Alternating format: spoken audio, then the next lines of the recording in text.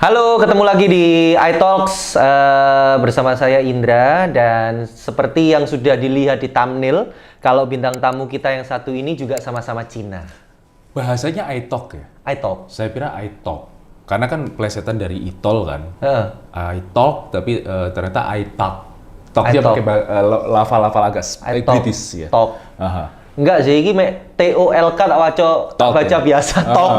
Yes. Memang kalau lidah Cungku Orun memang gitu ya, harus dikerik dulu memang. Lidah pasar atum. Gitu. Kokoyo atau Johannes Albertus. Ini baru ini ya, kayaknya ya kita punya narsum yang sama-sama Chinese. Iya. Ya, baru ini kan. Karena beliau ini yang memulai terlebih dahulu untuk, kalau nggak salah mungkin salah satu pelopor penyiar Chinese di Surabaya pertama kayaknya ya. Sejarahnya gini bener ya. Waktu saya memulai karir di radio, sebenarnya ada beberapa penyiar Chinese yang ada di Surabaya. Mosok? Beberapa.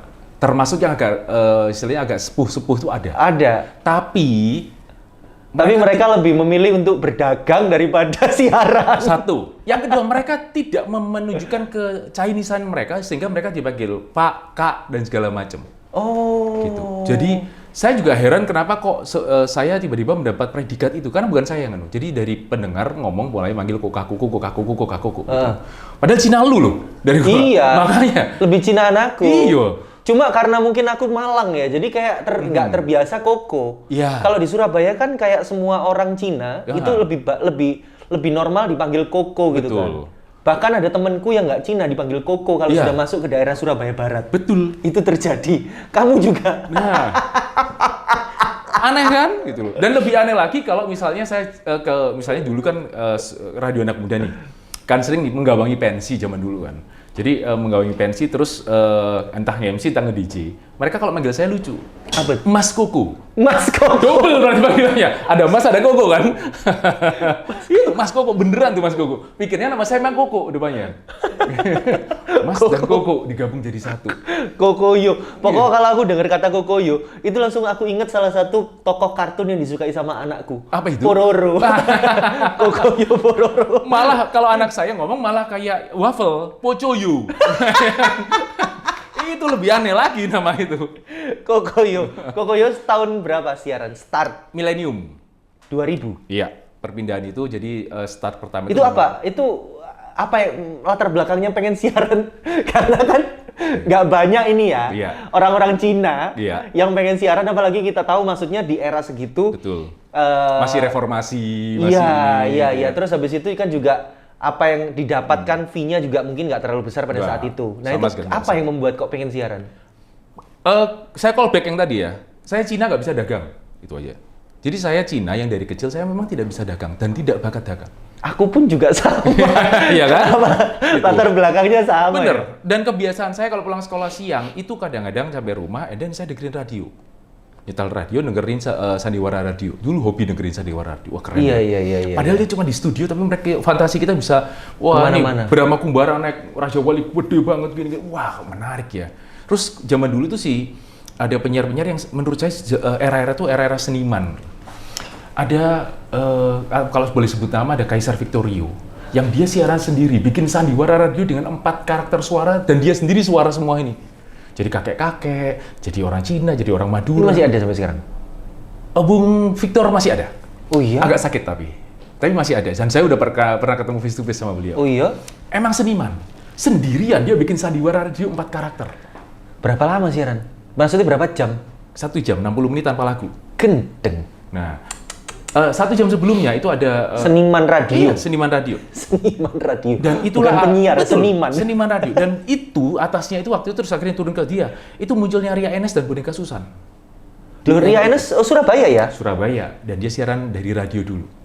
Okay. Jadi Susan itu ngetopnya ketika di radio dan orang tuh gemes kayak penampakannya gimana ya kayak gini-gini, dan celoteannya itu menarik dan dia latihan dari radio. Nah itu menariknya, makanya saya bilang gila keren ini seniman gitu. Itu yang membuat Koko masuk ke radio. Masuk ke radio. Radio pertama apa kok? Radio, oke. Saya pertama kali melamar radio itu melamar pertama kali itu di Radio Colors dan ditolak. Colors dan ditolak, Ya, oke. Karena dianggapnya tidak kompeten, padahal belum latihan. Oke. Yang kedua saya melamar ke... Karena memang dulu radio seketat itu, ya kan? Betul. Terus saya melamar ke IBS. IBS saya dilatih salah satu penyiar sepuhnya sana, Bung Mario namanya. Mario? Iya. Bung Mario itu di Radio Susana dulu, itu adalah penyiar Chinese yang bawain acara rock. Anaknya teman saya. Jadi teman sekolah. Jadi kalau saya ke rumahnya bilang kaset ini keren, ini Develop Part ini keren, ini Aerosmith ini keren, dan itu koleksinya banyak banget. Dan itu Chinese pertama yang bikin rock, dan itu saya cinta banget. Itu dia siaran jam 9 pagi. Jadi ketika saya di sekolah kadang-kadang saya nyari radio kecil-kecil untuk dengerin dia karena rocknya keren. Oke. Nah itu beliau yang latih saya. Terus saya ngelamar ke IBS, ternyata saya mau ditaruh ke Merdeka yang malam. Gitu, Merdeka malam. Nah saya waktu itu 1 bulan 2 bulan saya merasa nggak cocok sih. Saya pengen ke radio anak muda, bukan radio wanita dewasa. Merdeka itu kan gaya wanita dewasa. Okay. Akhirnya justru memberikan kesempatan itu di JFM.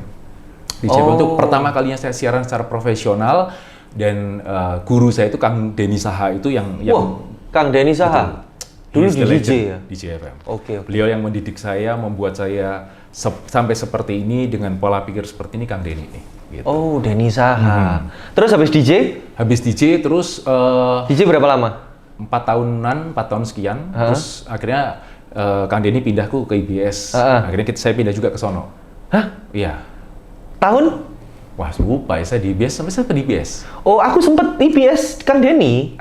Ya itu Kang Denny. Tapi Kokoyo nggak ada, Kokoyo. Mungkin seperti itu. Iya. Setelah itu saya geser ke situ sekitar 1,5 tahunan. Oh, cepet. Karena ada kontrak yang lebih menarik dari Pindahlah ke Istara. Istara itu hampir 7 tahun tuh. Wih. Gitu. Jadi saya pindah itu bukan karena apa, saya pindah karena timingnya tepat. Kan Cina ya, urusannya bukan gini nih. Itu penyiar? Penyiar. Cuman penyiar aja? Just penyiar. Oke, terus? Kenapa saya belum masuk ke dalam, karena waktu itu sama kan, job-joban banyak. Iya. Saya merasa bahwa kok rasanya nggak oke ya, saya membuang waktu office hour, sementara job-joban lagi banyak dan segala macam.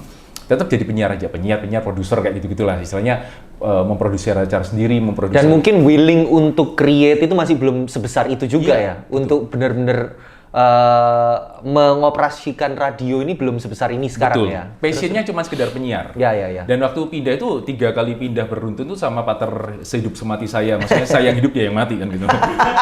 DJ Miki gitu, itu pindahnya bareng-bareng terus. Selalu bareng-bareng dari DJ pindah ke IBS, pindah ke Istara, dan balik lagi ke DJ FM sama Miki lagi. Oke. Gitu. Kenapa? Ini terakhir dari Istara ke DJ. Ke DJ lagi. Habis itu pindah? Habis itu saya ke Global, naik ke Global FM itu radio Mandarin waktu itu. Oke. Tapi saya nggak siaran Mandarin, saya siaran salah satunya untuk membantu supaya Global ini ada acara, ada kreatif. Jadi segmennya lebih dewasa ya. Mendadak saya dinaikkan bukan cuma jadi produser, tapi mulai jadi asisten program director kayak model kayak gitu. Mulai belajar soal mengelola radio gini. Oke, setelah itu selesai saya turun lah akhirnya ke DJFM lagi jadi program directornya DJFM 2016, 2015, 2016 lah. Itu jadi program director office hour tuh, bener office hour.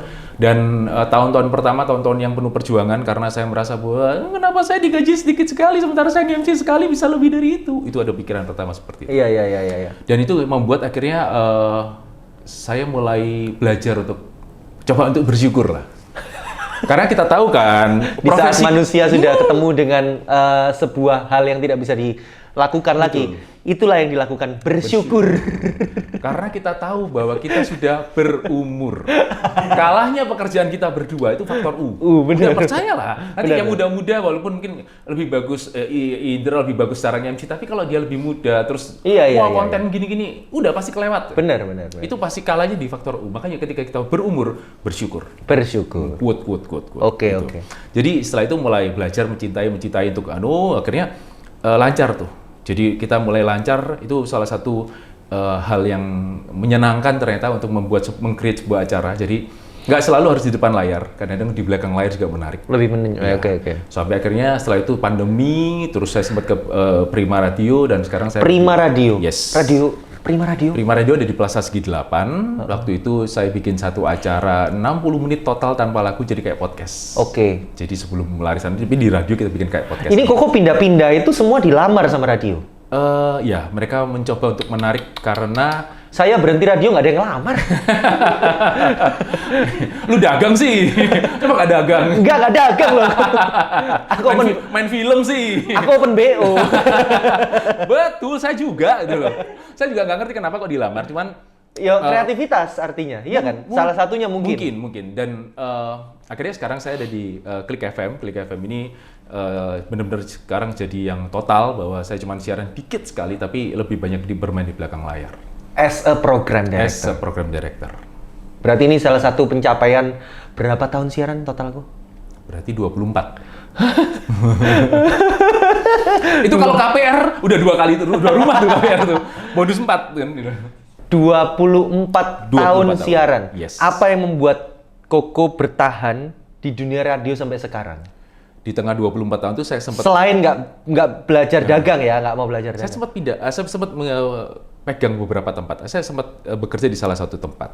Saya sempat bekerja di klinik kecantikan. Saya sempat bekerja di restoran, cafe, and then balik lagi, ketariknya di situ lagi. Jadi yang owner radio itu mendadak kontak dan segala macam, dan ya memang panggilan jiwanya ke situ. Entah kenapa saya cinta media gitu. Cinta media. Saya cinta media. Oke. Gitu. Nah, ini kan pernah siaran identik kan. Dulu itu kan identik Yomik semua kan. Itu butuh berapa lama dulu bisa sampai klop? Apa memang udah berteman? Kalau masalah partner ya? Kalau di YouTube kan nggak ada KPI kan ya? Nggak ada KPI. Jadi saya sama Miki itu udah lama kenal sebelum di radio, sama-sama nge-DJ dulu kan, Dua-duanya DJ? Iya, DJ. Koko dulu berarti DJ? Nge-DJ dulu. Oh, awalnya DJ? Awalnya nge-DJ dulu. Sebelum masuk ke radio itu nge-DJ dulu. Tapi karena kita berdua itu kalau nge-DJ banyak mulut ya, kacang ya, kakek cangkem itu. Banyak ngomongnya daripada mainnya gitu. Soalnya niat kita kan sebenarnya lebih membuat orang tuh happy, jadi nggak melulu harus skillful. No. Kadang-kadang tabrakin gini, pokoknya berarti waktu lompat-lompat, stop! Nah. Lah, apa ngomong mana? Iya, udah capek belum? Jadi kayak gitu-gitu. Melakukan hal-hal yang konyol, akhirnya digabungkan. Pertama kali waktu saya siaran itu tidak sama Miki sama orang lain dulu. Di malam saya di siang, terus habis itu akhirnya dipindahkan ke pagi gitu. Nah, ketika ke pagi itu karena kita sudah kebiasaan bareng, nakal bareng, apa bareng, itu akhirnya nggak pakai lama bisa connect sendiri gitu loh. Jadi kalau misalnya dynamic duo gitu, misalnya kayak Batman sama Robin udah langsung ketemu, udah langsung cocok aja, udah nggak pakai yang terlalu lama chemistry segala macam. Bahkan saya musuhan sama Miki kalau diukur paling cuma 2-3 kali. Itu pun gara-garanya juga karena faktor disiplin. Miki itu hobinya telat gitu. Dan saya tegur, dia marah, akhirnya saya gondok. Tapi sehari doang, habis itu kita ngomong lagi. Nah, ini kan Yomik, salah satu program legend ya. Apa namanya dulu kok? Gigi Show. Gila pagi-pagi. Gigi Show. Gigi Show ini salah satu program legend yang pernah ada di Radio Surabaya. Ya kan, salah satunya sama Yomik. Iya. Dulu pernah dapat apa yang sangat berkesan dari siaran itu? Oke, Yomik itu pertama di morning show tuh. Morning show gampang kan, morning show itu selalu jadi acara prime time kan. Itu gampang karena siaran dan segala macam akhirnya gampang nih. And then pindah ke IBS itu masih di pagi. Namanya bukan Gigi Show. Masa alamat tuh, Kul 4 Mata bukan 4 Mata. Saya juga bikin bukan Gigi Show waktu itu. Sebelum bukan 4 Mata loh itu. Oh iya? Namanya bukan Gigi Show gitu loh. Jadi itu. Terus akhirnya saya pindah ke Istara, ditaruh di jam nggak enak. Jam siaran Istara itu waktu itu jam 1 sampai 4. Dan selalu orang berkata jam 1-4 siang itu mati. Nggak ada pendengar, nggak ada yang gini. Ternyata di 1-4 tuh rame malah. Anak-anak tuh belain di sekolah tuh pakai headset segala macam untuk dengerin segala macam karena radio anak muda ya. Dan akhirnya banyak orang misalnya kayak artis film mau promo film dan segala macam larinya ke situ. Saya pernah menginterview Mas Tukul Arwana di masa puncak kejayaannya beliau. Oke. Di Istara? Di Istara. Beliau main film, akhirnya kita interview dan saya ketemu dengan beliau. Saya udah pernah ketemu dengan komedian favorit saya, Warkop DKI, walaupun waktu itu tinggal Omindro. Oke. Dono Kasino nggak sempat ketemu, tapi Omindro ketemu. Sempat ngobrol cukup lama dan beliau sebenarnya cuma ngasih waktu itu 30 sekian menit, waktu itu molor sampai 60 sekian menit. Karena obrolannya lagi seru. Nah, itu udah sempat ketemu. Saya pernah mendapat kesempatan untuk menjinakkan dalam tanda kutip ya, positive way, Cinta Laura. Saya hari itu Cinta Laura itu 1, 2, 3, 4, saya kelima di siang hari. Dan 1, 2, 3, 4 saya dengerin. Radio-radio itu kan dia geser-geser. Flat. Tidak ada yang dapat momentumnya. Di 5 ini dapat? Di 4 dan kelima ini waktu bukan Gigi Show ini? Waktu di Istana namanya Afternoon Mix dulu. Oh, Afternoon Mix. Karena saya merasa bahwa acara itu terlalu keren namanya, saya ganti. Ngati Jem. Ngasuh 3 jam. Gitu. Oke. Asumsinya biar jorok kan. Gitu. Nah akhirnya dia datang, tapi dia yang datang mamanya dulu. Ketika mamanya dulu datang, kita ngobrol, kita guyonin nih mamanya si Cinta Laura.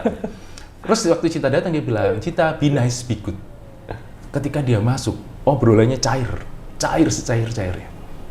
Cair secair-cairnya. Dan pulang pun dia merasa happy. Ternyata kuncinya di mamanya. If you serve the mother, gitu, wah kita akan dapat banyak positif gitu loh. Itu yang salah satu yang menarik dari perjalanan siaran couple itu. Iya sih, pernah dibawa kemana-mana, jadi ke daerah-daerah itu pernah tuh. Jadi untuk MC dan nge-DJ. Oh, berarti dari siaran diambil untuk live event. Iya, live event. Dan itu kejadian itu yang paling lucu tuh di Lamongan tuh. Itu Lamongan tuh keren. Karena apa? Karena kita ada di suatu gor gitu di Lamongan, dan di lapangan terbuka itu ada band waktu itu.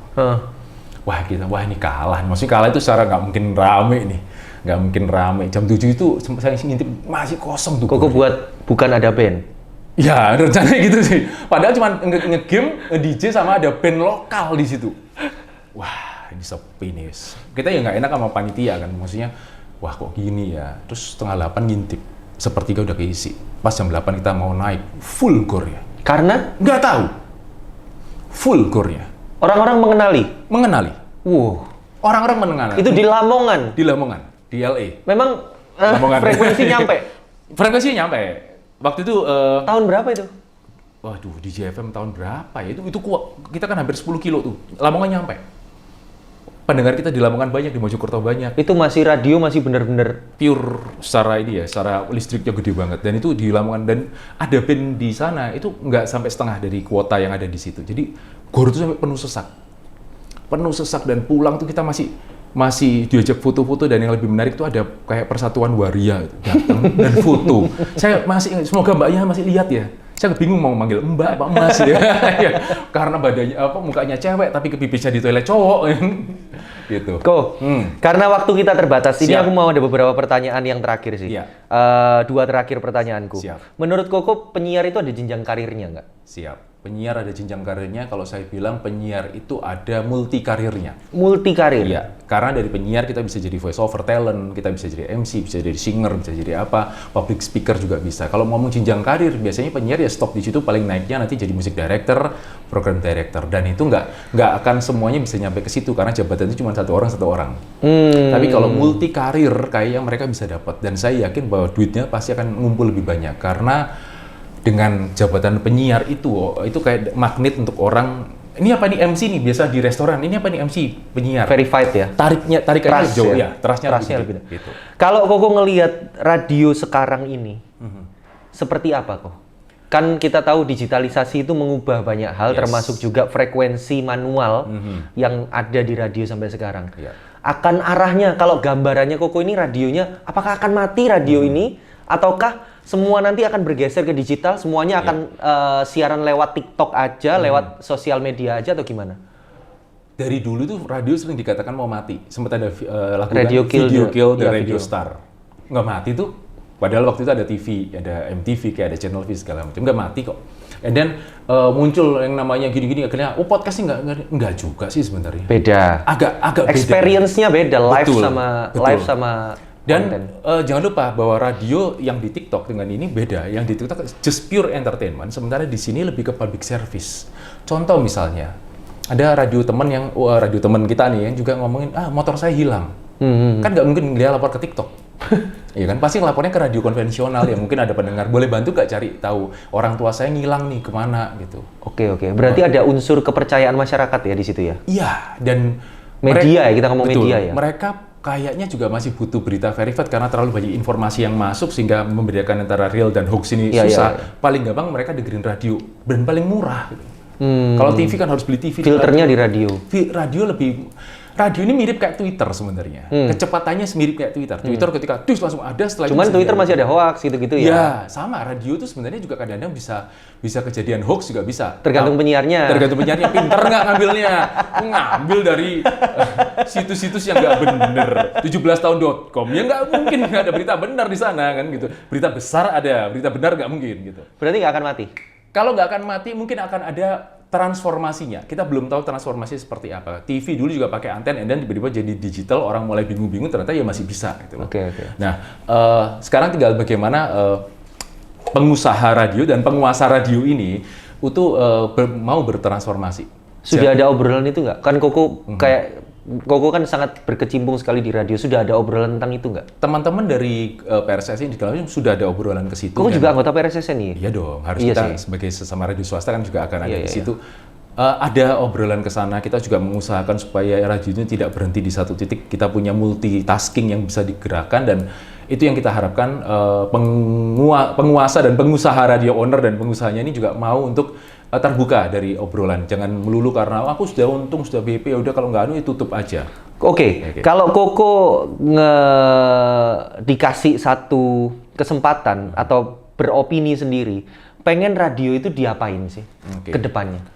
Kalau ngomong radio diapain, sebenarnya prinsipnya satu, radio itu harus bersatu. Zaman dulu kan radio terpecah nih, misalnya kayaknya tapi susah loh Indra bersatu. Hard Rock, kecuali apa itu?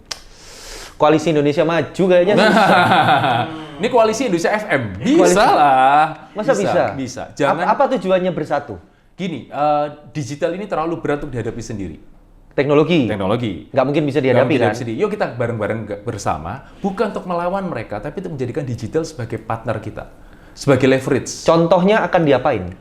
Kalau yang ada sekarang lah, dengan yang ada sekarang gini, kita nggak bisa ngomongin yang ke depan karena teknologi kan pasti akan maju terus. Betul. Yang ada sekarang, apa yang bisa dilakukan radio? Oke, paling nggak kita tahu blueprint kita mau kemana. Itu paling penting ya, karena ketika kita ngomong jalanin aja.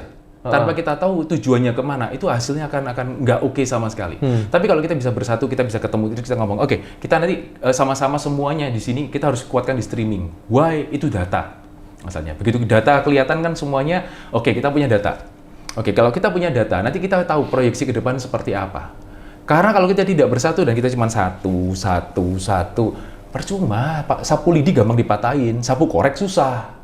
Gitu kan, sapu korek kan jadi lidi-lidi jadi satu. Itu susah, tapi paling nggak turunkan ego. Semua radio digitalisasi. Kemungkinan besar akan ke situ. Kita nggak tahu. Maksudnya opini dari Kokoyo lebih baik semua bersatu untuk menyatukan opini digitalisasi gitu ya? No.